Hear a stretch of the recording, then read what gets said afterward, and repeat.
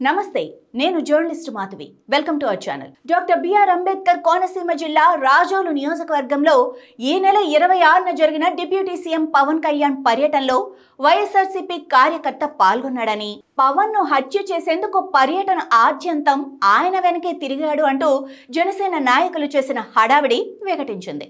ఈ వ్యవహారాన్ని అడ్డం పెట్టుకుని వైఎస్ఆర్సీపీ మీద బురద జల్లాలన్న ప్రయత్నాలు బెడిసికొట్టాయి. రాజోలు దీవిలో బుధవారం పవన్ కళ్యాణ్ పర్యటనలో మలికిపురం మండలం గూడపల్లి గ్రామానికి చెందిన పొన్నం నరసింహమూర్తి అనే వ్యక్తి పాల్గొన్నాడు.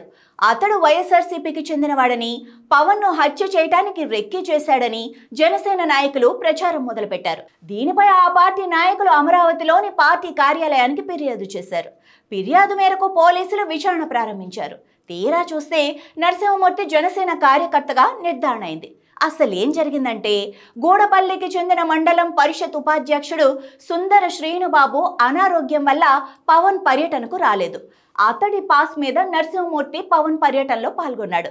ఈ వివాదానికి రాజోలు జనసేన నాయకుల మధ్య ఆధిపత్య పోరు కూడా ఒక కారణం. పవన్ పర్యటనలో రైతుల సభకు వచ్చే వారికి ఇచ్చే పాస్ల పంపిణీ ఆ పార్టీలోని రెండు వర్గాల మధ్య విభేదాలకు కారణమైంది. పాస్లు పెద్దగా పొందలేకపోయిన ఒక వర్గం జనసేన కార్యకర్తలను కాదని వైఎస్ఆర్సీపీ కార్యకర్తలకు పాస్లు ఇచ్చారన్న ప్రచారానికి దిగారు.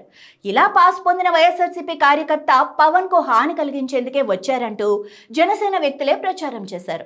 విచారించిన పోలీసులు నరసింహమూర్తి జనసేన కార్యకర్తేనని, అతనికి ఆ పార్టీ సభ్యత్వం కూడా ఉందని నిర్ధారించడంతో ఆ పార్టీ నాయకులు కంగుతిన్నారు. అసలు విషయం బయటపడగానే అందరూ కుక్కిన పేనుల్లా మారిపోయారు.